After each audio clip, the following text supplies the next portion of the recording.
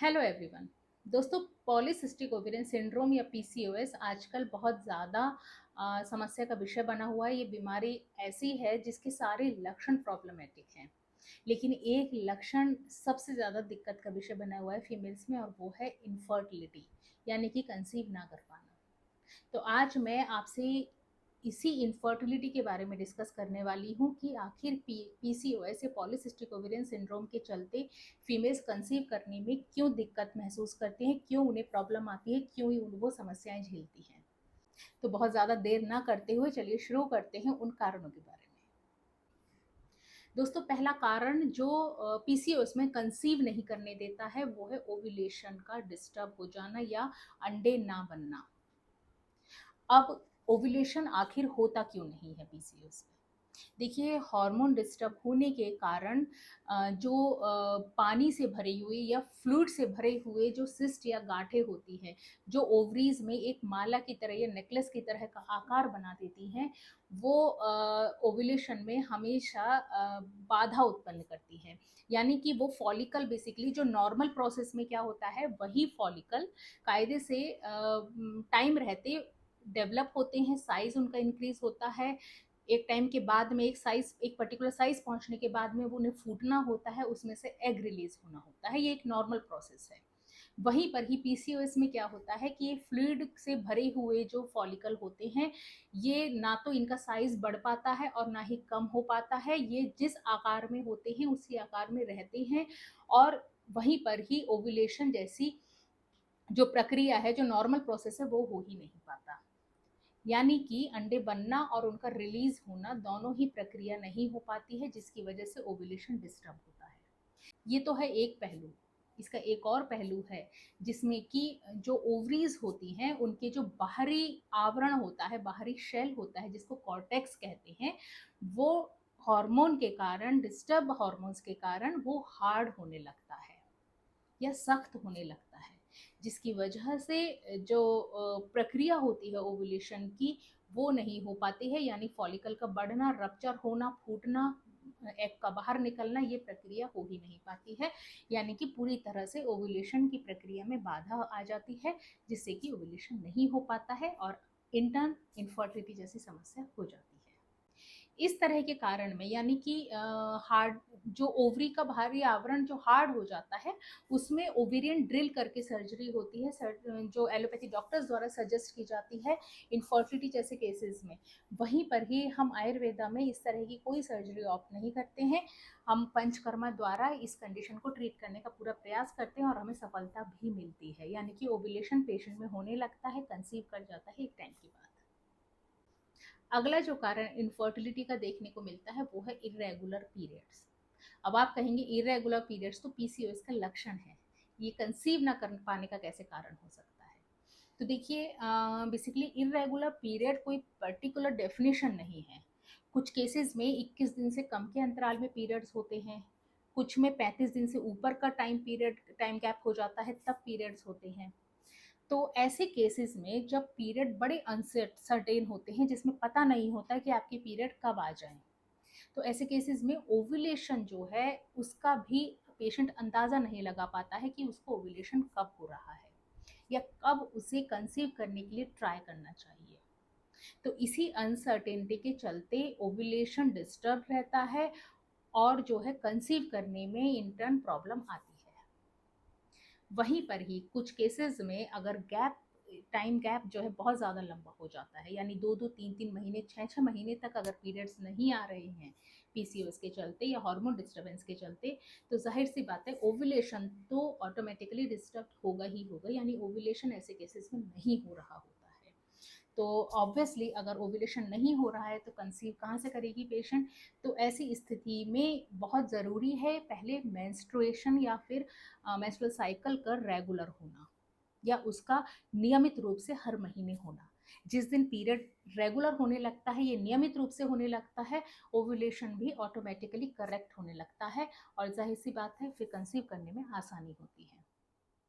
Allopathy में जहाँ पर इर्रेगुलर पीरियड्स को रेगुलराइज करने के लिए हार्मोन थेरेपी या हार्मोन ट्रीटमेंट दिया जाता है, वहीं पर ही हम आयुर्वेदा में मेडिकेशन आयुर्वेदिक दवाइयों के द्वारा और साथ ही पंचकर्मा थेरेपी या पंचकर्मा प्रोसीजर्स के द्वारा जो है इस कंडीशन को ट्रीट करने का पूरा प्रयास करते हैं। साइकिल जिस दिन पीरियड पेशेंट की रेगुलराइज होने लगती है, पीरियड जिस दिन रेगुलराइज होने लगता है, ओव्यूलेशन भी ऑटोमेटिकली होने लगता है और पेशेंट कंसीव कर जाती है। तीसरा मुख्य कारण इनफर्टिलिटी का पीसीओएस के चलते है हाई टेस्टोस्टेरोन का होना। टेस्टोस्टेरोन जो है मेल हार्मोन होता है और एक बड़ी ही मिनिमल क्वांटिटी में फीमेल बॉडी में रहता है। यही क्वांटिटी अगर बढ़ने लगती है टेस्टोस्टेरोन हार्मोन की, तो ये ओव्यूलेशन में डिस्टरबेंस पैदा करता है, जिससे कि इनफर्टिलिटी हो जाती है। आपकी जानकारी के लिए मैं बता दूं कि टेस्टोस्टेरोन जो कि मेल हार्मोन होता है और मेल्स में भी एक पर्टिकुलर अनुपात में ही रहता है। यही अनुपात या यही मात्रा अगर मेल्स में भी बढ़ने लगती है तो उनमें भी इनफर्टिलिटी जैसी समस्या हो जाती है। इसको हाइपरगोनेडिज्म बोलते हैं, जिसमें इनफर्टिलिटी के लक्षण देखने को मिलते हैं। टेस्टोस्टेरोन हार्मोन जो है जब डिस्टर्ब होता है तो कुछ लक्षण फीमेल्स में देखने को मिलते हैं, जैसे कि इरेगुलर या एब्सेंट पीरियड होना, यानी पीरियड बिल्कुल इरेगुलर हो जाते हैं या कई कई महीनों तक होते ही नहीं हैं। बॉडी पर छोटे छोटे बालों का होना या चेहरे पर जो छोटे छोटे बाल हैं वो देखने को मिल जाते हैं। चेहरे पर, गालों पर अनवांटेड बाल जो है उगने लगते हैं। इसके अलावा बाल बहुत ज़्यादा झड़ते हैं। एक्ने या मुहासे बहुत ज़्यादा देखने को मिलते हैं। ब्लड शुगर में भी काफ़ी बार इम्बैलेंस देखने को मिलता है। तो ऐसे कुछ लक्षण हैं जो टेस्टोस्टेरोन हार्मोन के बढ़ने पे फीमेल्स में देखने को मिलते हैं, और इन सबसे अलग ओव्यूलेशन का डिस्टर्ब होना और इनफर्टिलिटी, ये इसका मुख्य लक्षण है। दोस्तों, आखिरी और मुख्य लक्षण पीसीओएस में कंसीव ना कर पाने का है यूट्राइन झिल्ली का प्रॉपरली डेवलप ना होना। यानी कि यूट्रस के अंदर जो एक लाइनिंग होती है, एक झिल्ली होती है, जब वो प्रॉपर तरीके से डेवलप नहीं होती है तब ये इनफर्टिलिटी की वजह बनता है। वो अंदर की झिल्ली जिसको एंडोमेट्रियम बोलते हैं, उसको एक पर्टिकुलर थिकनेस तक पहुंचना जरूरी होता है। जो नॉर्मल थिकनेस उसकी कंसीविंग के लिए जरूरी होती है वो है 7 से 8 mm। वहीं पर ही जो हर महीने प्रोसेस होता है स्पर्म और ओवम के मिलने का, जब भ्रूण बनता है और उस भ्रूण भ्रूण को यूट्रस में आके कहीं पे इम्प्लांट होना होता है, चिपकना होता है, तो जब यूट्रस में अंदर जो यूट्राइन बेड एक पर्टिकुलर एनवायरनमेंट जो चाहिए होता है उस भ्रूण को चिपकने के लिए, वो एनवायरनमेंट देता है एंडोमेट्रियम या यूट्राइन लाइनिंग। वही यूट्राइन लाइनिंग या यूट्राइन बेड अगर प्रॉपरली डेवलप नहीं है, वो बिल्कुल थिन है, पतला है, तो ऐसे में वो भ्रूण जो है यूट्रस में नहीं चिपक पाता। तो जाहिर सी बात है पेशेंट कंसीव नहीं कर पाता है और इनफर्टिलिटी जैसी प्रॉब्लम देखने को मिलती है।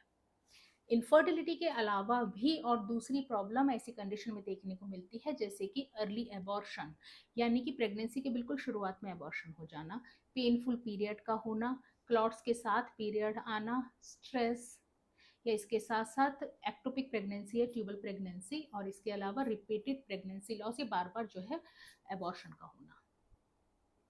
तो ये मुख्यतः होता है ईस्ट्रोजन हार्मोन की कमी के कारण। इसके अलावा और दूसरे हार्मोन के डिस्टर्बेंस में भी इस तरह की समस्या देखने को मिल जाती है।